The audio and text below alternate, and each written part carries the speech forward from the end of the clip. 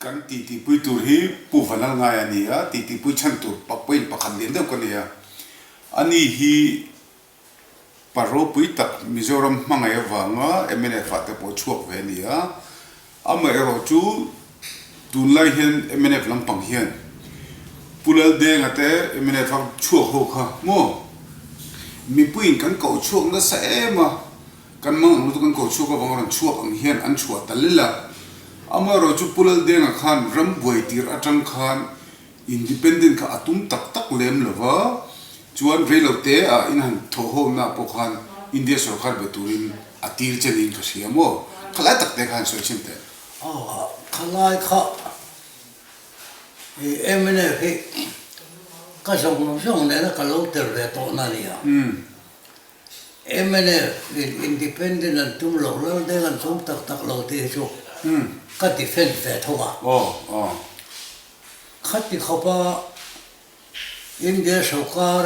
ro pui tak mai chem tum ne na mo sual ga ma men siam to lo de ga che ke ni chu in chia soi tham lo khovel nam khiat tham men po to chu lo de ga ni mo atum tak tak le tak lo lai ai khan khame movement chok siam tu khapla de nga ni a khat piang khan piang le to chu wang kha movement siam thei khopa trong kam thiam le ngawani idea ne ni kha ro pui version him tu na ka du lai tak zo chu ka sai ka ro sai do na ta chuanin barmaram te ka han zo do na chin han operation te kan be ya kan ro cham ta kan ti mai ta zo chuan is pa khina tham kan ta somro pakwa te khan chuan is pakistan kha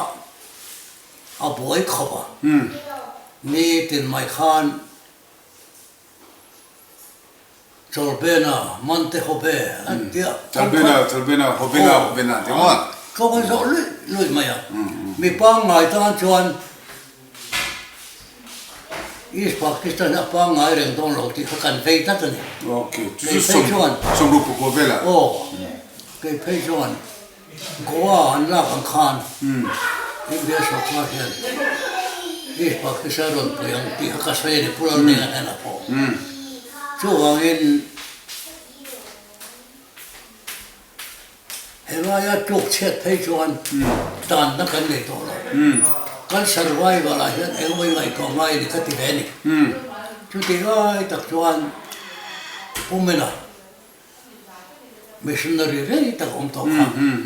kar di fa ka o kom lai ka chok chok kha Okay. ta chuan tran pui na ka jok ti lo wa thel te na Pumena khan meron chang lak maya. Ngor lokena ka thriat chen la du chu thang thar ten thing dik tak thre se ka du mo. Chulai tak chu. Lokena khami kha MNF kha inhan to khan sang khas ko som paru Mars ni khan chang boyang kan ni ta tro. Lo khan khami ngai to na ilo ne ta khan soi ji to ka mo. Ta khan ni akun kha ruwa pulal de khan. Da ka kan mo jan khat chu. Intercontinental Hotel choi vai lo ten kan pani chen te min khoi chok ta Okay. ta so adi po China te lo han kal to ke po changa lai ka nom to China ha communication shi ya ka gai dan dik tak ka hila sa khona re ship jo opia man ti khan Okay. China pun do na ha min pai tha do ma ya Okay. Chu kan survival ta chuan democratic institution angai ni I see. kan sa khona ne mo ti kha ka soya ani poi a hu da chi lo ne de ya ta chuan America kan pui don lai la la si ya mo ta chuan pu me da le kha ka phor ta ne hei thian te ne ka nei rol khau ma san pui dan chu kan thelo ama lo chu India sarkar ne hian reconciliation hi nei le pula te kan ron an ro ti chia mai me da le kha Pu bena tinga mena. Mendas Mendas tu heta izola Mendas missionary on to kha anh này khapa khang tiếng India sarkar khalin anh lâu contact ngay chu ka hello ok amaro chu khapa idea ka tina chu pulau de hale kha ka peta het dia ni chuan nak arang them bere India sarkar na in be rem ba kong da problem ti ta ni ok 69 April kha ni ka kya 69 April kha ok ka che ani le kha ka chiang to lo April kha 1969 om je chu kum thum nu vela kum thum le tle ma ni chu ti chuan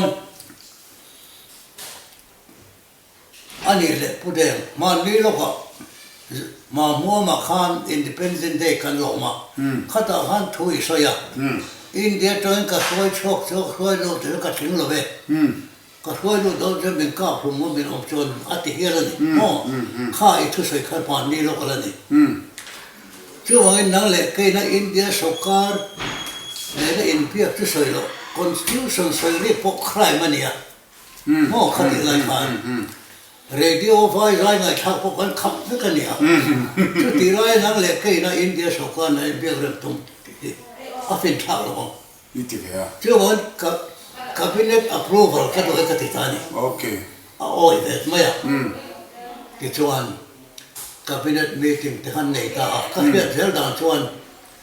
India na in pia rem kha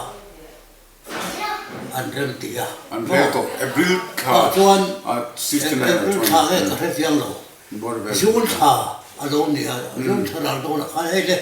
cabinet approval sa puta he ti ya ok kha cabinet approval khan cabinet khan tu president pulau de he amirin ber piro se ti ka India beturin ta ton ke khamen chang ta pura rozama pura usi ka lao MIA shaka de pila director general de mo khana kan khani le khati la khan engen ni ne ve mene fa ke mo chu war secretary war council secretary de mo chu ba ka intuzam pum pur director general kan ko ka mo pura han yan ko mo tu na do volate ang ai kon ka sang do vola ji sak ke mene fa mo ti chuan kan lo karta kan chu khan khalai ta ka choi do chu kan do chu don khan ani le pu de Indian and head in the rem don tel enge evasion tak ka ti ta okay khalai ta kha apoi mo lai chon ni mi chan da na kha Kashmir president om dai to lo aten okay chu mi om dia chu Sheikh Abdullah em kha Sheikh Abdullah kha che mi saran la luta tero Kashmir khachu madin lalram pakhat ni ka shima people's conference national conference antia MPP national people's alla luta khati laya congress an che mi sar kha mir ka simangen ka chiang ta kha an chol tira okay Sheikh Abdullah kha che mi sar la luta kha asoi dai to ni Kashmir in India aron zom on khan Mizoram pun kan zom ve do lom che mi sar min la lut se ti na ni chu okay chu lai ta chu ya du lai tu la nya phai mo kha athil tum kha ati ro ti ta kha te le pu te ga chu ama mi mal ji ma khachu va kin khop le prima kha rem lo win che mi sar la lut ta kan te le mo chu wang in kai chuan independent control chung kha khane men ti khane in ka te ka ti thina pu zo ram thangan khang kan phalang na hai la rin mo 71 in pia na kan tang khan independent control talwati khau ma mo chu wa in pa ne ka thu sei na po pu long ki ma long chu kha an la na pong de khang the de phak lo ngai la Mizoram tha do chu chu wa in pulal de na independent tum tak lo ti ai ma in kha laya an lo soi thin pu ro ma mo ai la la du na kha ti ba yang ta khan a lo lang chu a ro thing ta e ta ti ani chu ani le thil pakhat ka zo du chu mo khami 69 May June vela khan Mizoram mi pui te khanin MNF khoi tu pulal denga bit takin kha independent sual zom lawa ron chuak tu la India này sớm tu khăn kan lo nor man to sim sim em khala tum thum chu me pui en mo me pui khan cho independent mo den lo mo boy ai ron khan rem na le mo khan du ngor maya 69 vela po chu party song khan an resolution a po rem na le mo na ta na emile te an hona piang kal po mangan ti fe kani okay om ji chu ka he du ta ka chon pulal de khan atirin independent pol tum sela mo a pulal de ro pui ve ne riu lai ka chu khati hun lai khanin mi pui te kha mi zo so so ne chu khang te kha independent tura min pui tir thei kha aro pui a pakha ro po ta kani chuan ama hian atum chho ta me talo chu khata khana chiang re lo chiang re ga atum view ne pon lo tum lo le man to ni ne chu kha te en po ni se lo in khalai kha a te shi na kha kan ngai to in a ve la kha om ka ti pui ve ke pui di pluto tu na bang de sa fo pa na fo don ti kha kan ka ring cha ke chu kal da to kan de ka lo enga mo ne ta la kan survive ko son na chuan no India le na reconciliation kan zon kha om ka ti pui ya ama la chuan ama ina Chief Minister ama lu mo thule lu kha ka a condition ve ni chu condition ve chu kan soi le do chu te min zo ta chuan kha be tum khan an be tanga ngata emene khan ti tak seta kan zong na independent kan so chu pu de ga men ron te chwa 69 zula zone cha khan ni ka tia okay siang boy ka ta kum thum vel or chu kum thum le tle man chu ti chuan khamin huwa chuan kan survival chia fight khulom le okay Bangladesh okay war of independent khan independent lam soi lovin mo nun na chan him na tu khan a pilling a balanga be ngai ta mo pulal nun moya le ar sa moya kha among ang khan India beturin aron tirta po ar sa moya le kha po khan di chiara chu nang du chu mo khatia I pulal de ngan betura India betura atir che June 69 vela tir che I han ti ve nak naka anmanta che kha pulal de khan nang ma kha ama thu po mulo kala ti ang kha chole de to che khala Rồi tập trung khát tiền mình mang ta cả khan chân tin bu rong ở chỗ lo thấy lo em bên đây bon cần chút chết ta ấy thì cái khan India làm chân tin bu rong ra chỗ cái này okay khan thằng kia khan ai nó hùng hùng nó tổ ra ngay về chắc à cái tiền này lo cái mình phát sinh là ngay okay cái tiền cái chỗ đó bộ khan em một credential cái này ít đồ em mình tiệt em anh mer cái này vậy anh ai lo em một vài đôi khi là ông point mo ở thằng là ông cái gì đó cái mà cho anh ama lo cho mình mang ta khan sahim nó cái giống về lo thấy lo rem nó palai cái này mo cái gì vậy ta thì cho anh rem na palai chu ini buk re na kham mi zong kal ko cái khai chi ma khalai ka ikhet tur pakhat le chu India sokar po khai hong sa me khati lai emne tele khulaya mukti bahini hong tele tang khom le India se pai tele tang hoila mo Pakistan ka ron lan duk lai ni bargaining power ko kan nei thakho pang khati lai chu anything sort of independence and perfect lai okay anything sort of independence kenan Scottish Patan Katite Bhutan pulal deng kan soitu makha chu pulal deng khan sangkha jukwa somruk paruk March ni khata independent kan puang kan boi ta sangsanga boi kha kan cholo ngal viawa kan lo te viawrinain chuan nang kha somruk le pakwa June kha remna palai turin atir chea chuan vandoi thak takin man inia ama thupan long cabinet thuin tir to chani chuan men phat san ta je chu nangkha khatia I han chaw mani ni tak sia chuan India ram chanchin bu tam takin MNF chun choi zo ta ti kha aron chua sia ta khan pul deng kha ni aw asipai te ho laga khan an hriat lo khan independent tum lovin remna lampang lo tum reng to ni an ti kha hlawa wangin nang kha engtin takin nge ta khan a chhuwa che khan se chin te ka khan ke chau ni lovin adung pol India mi khoi lu tum pol tirani men titani okay ama tirni lavin ama tirni lovin ta chon ai man khom ta ni kha ulaya po mo thi lo bor wangin an lo chuak le ta lomani emene khan man khom fe kani kha ha yo adung pol pulal non moye te lal kholian te war samoi te song kha Pakistan East Pakistan Zealand da veni mo alai kha ti chuan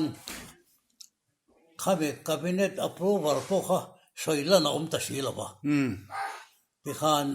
white paper te non chua ani le cabinet approval kha ani venge in iringem atir chua don che kha nge ama tuine me an nei nge ya a yang tu chu puthang ki ma okay to na emne ho to pa pai te a yang to ne pulal kholian ate mo ta khan pulal denga meni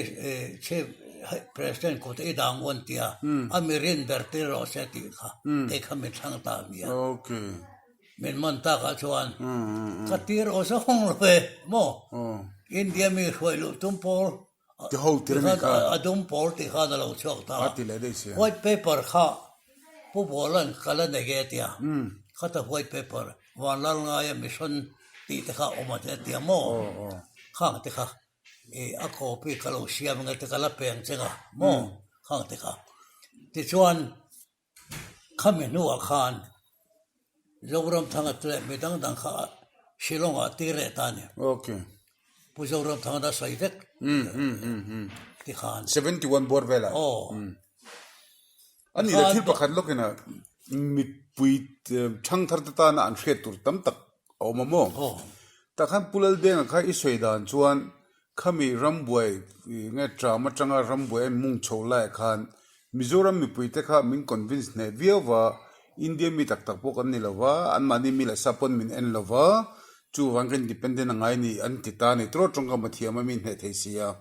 Mizoram mi pui khan enge kan malam pangshelo khan kan in ring ve ta thup rungot me ni khata khat ani le khalai point da khan Mizoram kon boidon khan a hre ho de hui chonin India kha angam tak tak lawa atong ka mathiam sia chu wa mi pui nor nen akal to khata tang pon akal der to ni ti ho hin om ve ni I ngai to thin long takana kina thang thar te pon la khet ve tura khanin pulal deng khan at any point of time atira tang reng khan independent chu atum vea a chawta ni atum la talo ni ti turnge atum lo shim nge atum ve de in ishem kla ka chak ni atum ve de iti te ang atum ve de ye atum lo no cho di pu lo wang kla ka chak atum ve de ma se thil kha apel sorta ka fangin okay survival la song ve nga yang okay khatta o chiang ding ka chak thil tum te he har satta ka chon alternative so na ngai lom ani le ka zo dula chu tikhan atir chuak ta che a May June 1969 kum thum bel or kan boi nu khan nang kha tir ma sakber ini em ani chuan anti peace emissary atir che a an wangi an man dan cha kamen chinte tunge I han mu khata khan tungan pu nang ma khan tunge en mu eng level nge en mu be ama khop mai kan kir le kha chu Karyapa commissioner khalo omlowa okay pu buang thang bangla aruk te in kain thukruwa Mizoram Peace Committee ko khanan din ti kan sia okay reverend zaire mate kan han message tira okay an lo chuk tha ole SIB ho to pa Thomas atel boka okay ti chuan bangla kwan ni lai ka ni beveni Thomas ho chuan Thomas ho chuan chuta kan thuk na chuan arang thayang bera high level in biak le ni selal denga ho ngein in biak na hun do po in do na perin thanga England nge Kathmandu nge Tokyo khoi in thanga ta chuan khalai kal chojel dan tu kan rel don ne tiene ka thuk ngora ta kan ka zo la chu ihan kaldon khan tikhan hen kal tum nge India sarkar in belok ve de mi Thomas chung hen tum nge ni kra tak ni pulal kholianan akhiang de win karga oh pastor zaire matinan po thom karya pakal tang khan ngol lo tien lo ti to okay chu kan contact to rakha India sarkar ai ania ni kha commissioner mo Assam sarkar bypass pia tur kan tiene khalai takha apoi mo lai ni le ta asama khan kan lung oilo ve ta ta tro min han man ta khan karya pa kha athinarim ta me maya khai karya pa ka ti le chali ha kha Assam sarkar Noida district pakhatania